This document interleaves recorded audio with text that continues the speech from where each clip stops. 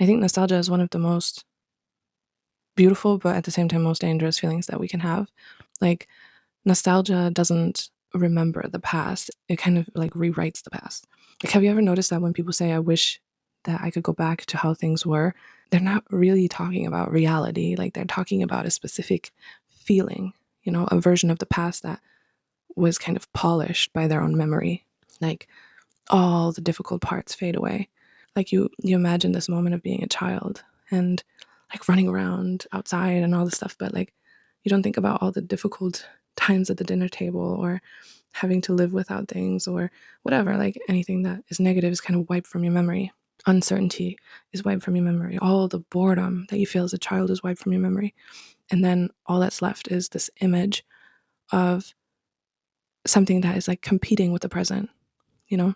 People do this all the time. They think that there was some moment in life when things were better, when they were more simple, when they maybe understood themselves better, when they were happier, when they were closer to someone, maybe.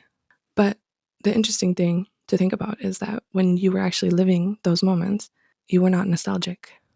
You were confused. You were uncertain. You were afraid. You were kind of in the same position that you were in now.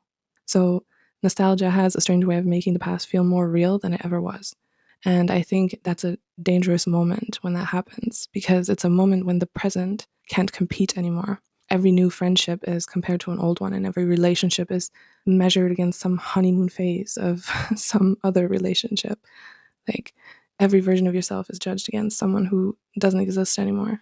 And I don't think that the danger of nostalgia is to remember things. I think the danger is turning memory into an authority, like an image that tells the present it will never be enough.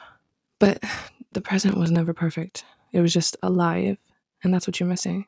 It was messy. It was just as messy as this. It was just as unfinished. It was just as full of contradictions. The only difference is that now you can know how the story continued because you're thinking back to it.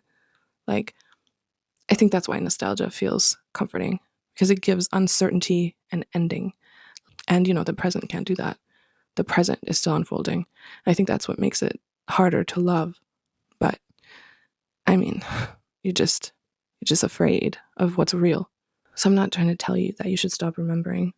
I just think it's important to be aware of what nostalgia really is, because it could mean that your memories become more important than the life that's happening, because the moment that the past becomes more alive than the present, you stop remembering and you start living with a ghost.